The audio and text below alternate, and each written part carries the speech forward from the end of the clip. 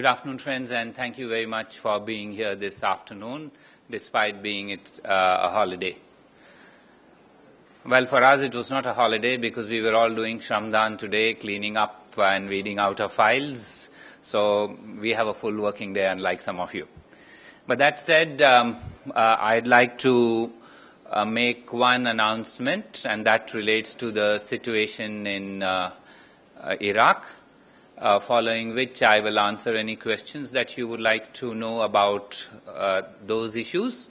After that, I'm open to answering any other questions that you may want to ask.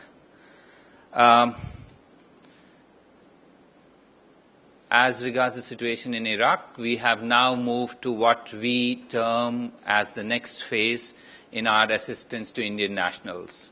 And that is, we term this phase as the facilitation phase. In this phase, we have today opened up 3 camp offices in Basra, in Najaf, and in Karbala. These camp offices are being staffed by our officials who have been specially flown into Iraq. The offices will not be functioning from one place, but actually they will be anytime there is a request, they will go to the Indian national or to the organization that he or she is working in.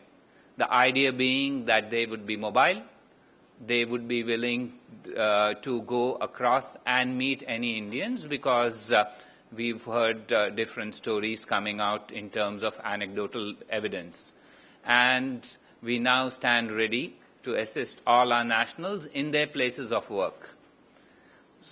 This team, we will put out the mobile numbers of each of these. Each of these cities will have 3 officials specifically designated to work with Indian nationals. In addition, in a couple of days, we will double this strength. So you will have adequate numbers attending to all requests for assistance of any sort. And in this phase, the assistance will include not only going and meeting the Indian nationals in the places they work, but also providing them travel documents if any of them have a problem with travel documents, resolving issues of a contractual nature by interceding with their sponsors, and for those who are indigent and not able to afford air tickets will be provided. These are for Indian nationals all over Iraq. There will not be any restriction for any place or any part of Iraq should any Indian national want to return home. We will then have an idea of what the ground level realities in different parts of Iraq are, and we will accordingly adjust and work out a strategy to assist them in the best manner possible. I will provide you the telephone numbers now, and I would request you to disseminate them as broadly as possible so that no person is, no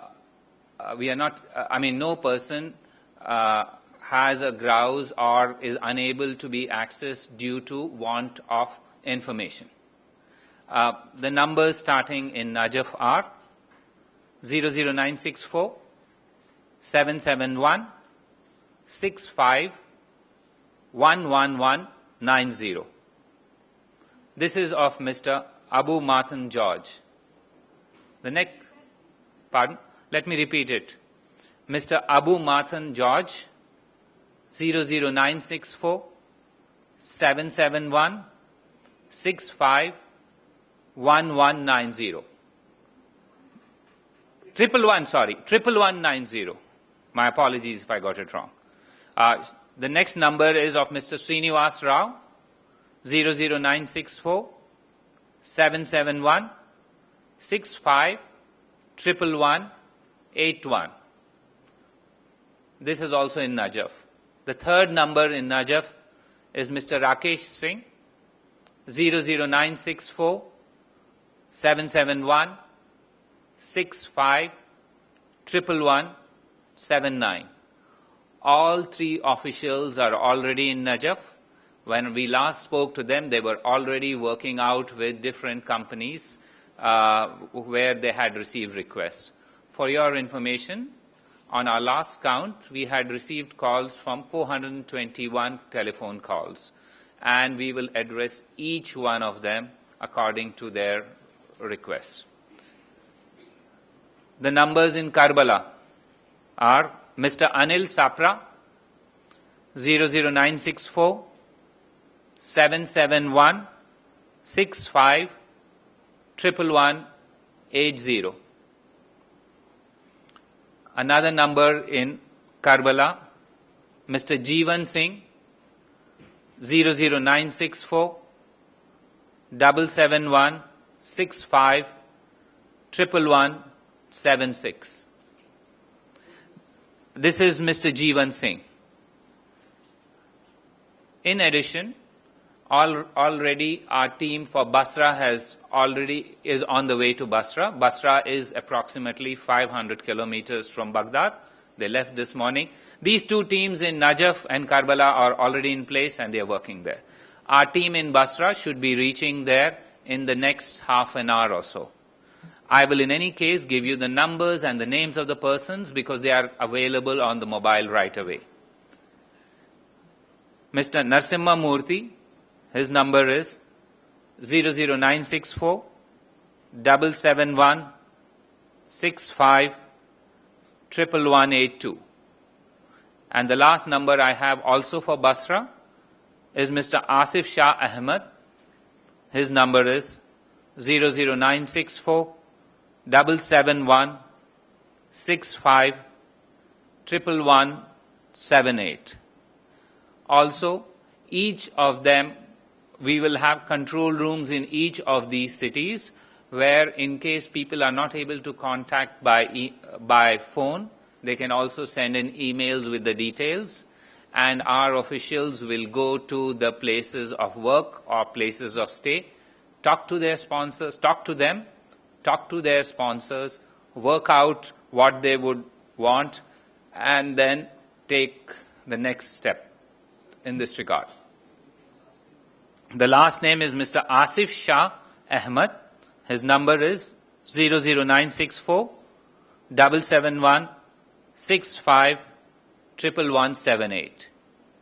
These 7 numbers are operational. We will provide 2 more numbers which will be operational in the next few hours.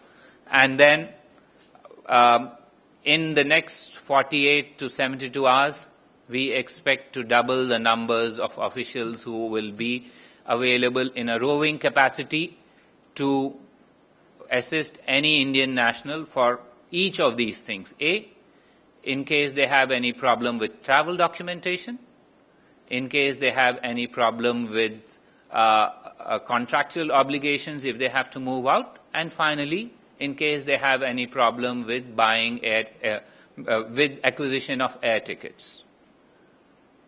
I think what I'll do is I will stop here and will respond to any questions that you may like to ask on this matter. And after that, I will be willing to respond to anything else. Yes, Srinjoy. Correct. Let me repeat. In Karbala, there is one more name, Mr. Anil Sapra. His number is 00964 771 65 11180. Yeah, I think all of you have got the numbers, and I'm willing to answer any and every question. Let's take it one by one. Ashish, just a minute. He'll bring the microphone. Sir, could you please tell us what is the progress about the rescue efforts of those 39 captive Indians? How far have we moved? Is there positive? Is there any worry about them? Kindly. Ashish, those captive Indians remain in captivity. Yet, we have additional information received today that they remain unharmed, and there are some leads provided. We are working on them. But please understand, this is a conflict situation. There is no certainty in where we proceed from here. Therefore, we are extremely careful in taking this step by step. But what we can tell you is they remain unharmed, they remain in captivity, and we have some leads about them. Yes. Manish? And these are in additional to what we have got previously. Akbar, have we sought any assistance from India's external partners, any other country, over the hostage situation, or we have been proactively in touch over the Iraq situation in general? Manish, I think I mentioned very graphically what we are doing. And let me repeat it to you again. We are knocking on all doors. Those are front doors, back doors, and trap doors. Let me also add, tomorrow, the External Affairs Minister has called in all our ambassadors from the Gulf. They will provide their inputs. In addition, as part of an interactive session, the ambassadors of some of those countries located here will also join our ambassadors so that we can take this matter forward in terms of what assistance we may require from all of them based on the morning session where we have a brainstorming with our ambassadors. It would be followed with a sort of an interactive luncheon meeting where we have called and requested ambassadors of other countries from where our ambassadors coming to join in so that we can seek their assistance on specific issues. Yes. Ranjit, I'll answer. Any evacuation plan is also ready to bring all Indians from Iraq?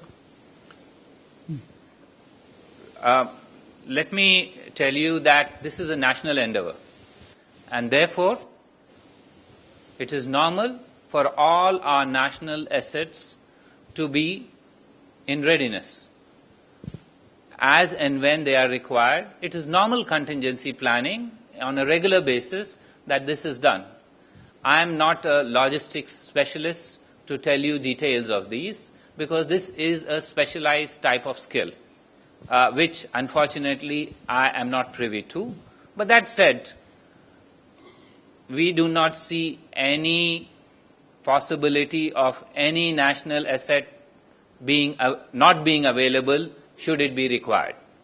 And that's what is perhaps percolating into the public space in all forms, and that you may be jumping the gun in these. But let me tell you, this is a national endeavor, and all national assets will be in readiness should they be required to assist our nationals who are in difficult circumstances in Iraq. Yes, one by one. Up, please. Bring. Yes. There are reports that a warship has also been sent to Iraq for evacuation. So what was the need to send a ship and that to a warship? You are asking me, I already told you, I am not a logistics expert. So I will not get into the specifics of logistical issues.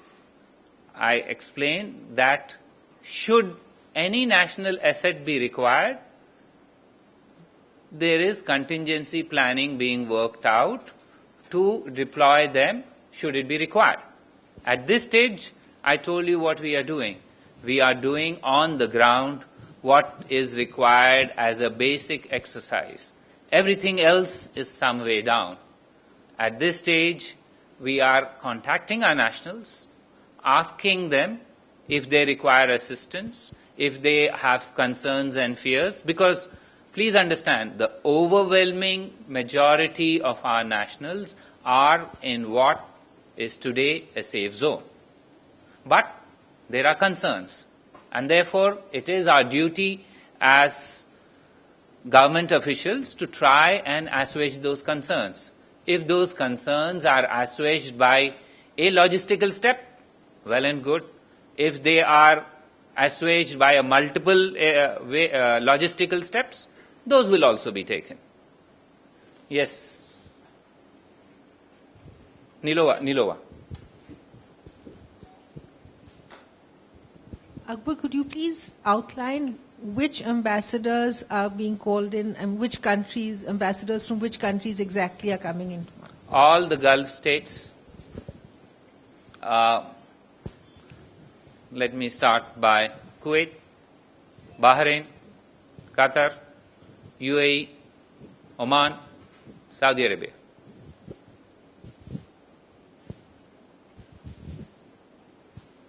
Yes, Dr. Akhilesh Suman. Sir, India had been very close relationship with Iraq, and now diplomatically there must be some effort with Iraq so that situation can be controlled. Some people are asking that Prime Minister should resign and new Prime Minister should be in place in Iraq to defuse the situation. What step India is taking so that the politically we can intervene there in Iraq and a solution might be taken up? Dr. Akhilesh Suman, you are a fairly long following commentator in terms of Indian foreign policy. You also know in matters of internal, in matters which are essentially of a domestic nature, you know our views. There is already a process that has been set in motion domestically in Iraq. Let us allow that process to reach its normal conclusion or culmination. There are efforts by various people within Iraq to push the process in a variety of ways. As a well-wisher and a friend of Iraq, like you said, we hope that Iraq will come to a conclusion which will ensure peace and stability in the region. Yes, sir. So now already almost 2 weeks over, already allegations raised that the government of India has failed in handling the situation. There are those who are making allegations, they are asking that apart from the daily press conference, what concrete steps you have been taken to evacuate the people of India, especially 46 nurses from Kerala are in Tikrit. There are reports that there was a blast inside the hospital yesterday. Let me tell you, I think it's very easy to make allegations, very difficult to work on the ground. We have demonstrated that we are on the ground. We have added additional people on the ground, and we will remain on the ground, number one. Number two, you are aware, and some of you are not aware also, the number of Indians wanting voluntarily to return is an ongoing thing. Let me give you an example. Just yesterday, there were 20 Indian nationals from the state of Gujarat who wanted to come back and have returned. They were in the what we term as the safe areas. And we have repeatedly said that there are no restrictions for anyone in the safe areas to return. There have been people from different parts. Every day we read stories of people coming in small numbers back to India voluntarily. We are facilitating those voluntary returns. From the conflict zone, I have previously explained to you the number of people who we've been able to rescue and bring back to India. The most recent was 17 from Samara. Samara is in a conflict zone. They were working in a Vatsila plant,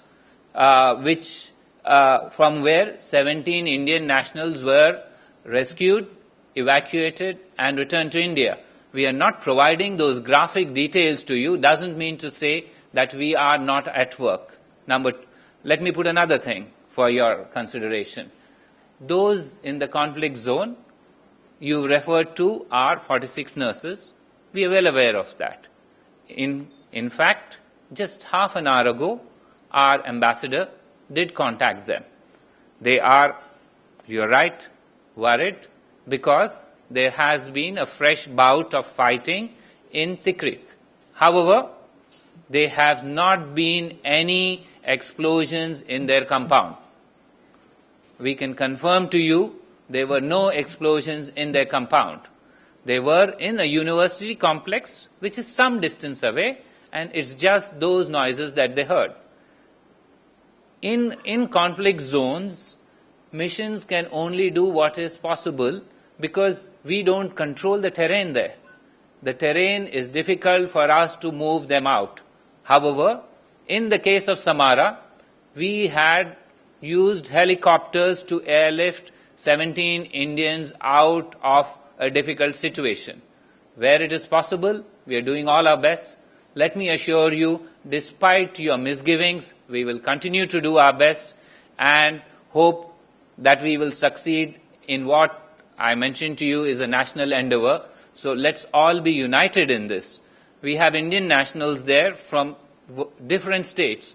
Let's work towards helping them out rather than pointing accusing fingers. Yes, Srinjoy. Just wait for the mic. How many Indians still in the conflict zone? I would think, nobody can give you a head count of great accuracy. That said, we feel that the numbers would be in the vicinity of about 100. Less than 100. Yeah, about 100. It could be 102, it could be 98. I'm just giving you a ballpark figure based on numbers that we have. It's not that we have 100% numbers with us. There may be individuals, etc., but the numbers remain extremely small. In the non-conflict areas, where we are now addressing to these three places, for example, I said Najaf, Karbala, Basra, and Baghdad. These are all non-conflict areas. Our understanding is the numbers would be 10,000. So the overwhelming number of people who are currently we are assisting are those also who are in the non-conflict areas. And this is as a preemptive measure where conflict has not yet even crept in. If any of you have any questions on other than these, I will answer. Yes, just Nas. Today there were some media reports that there was a fresh intrusion of Chinese troops in the Ladakh region. Yes, so? So, and those sources were quoting South Bloc sources. So what's your question to me? So, just we want to know what is the situation. I think I have explained to you previously, we are confident that our valiant and brave sentinels of the border will be able to provide an appropriate response should any incident occur on the border. Yes, ma'am. Geeta?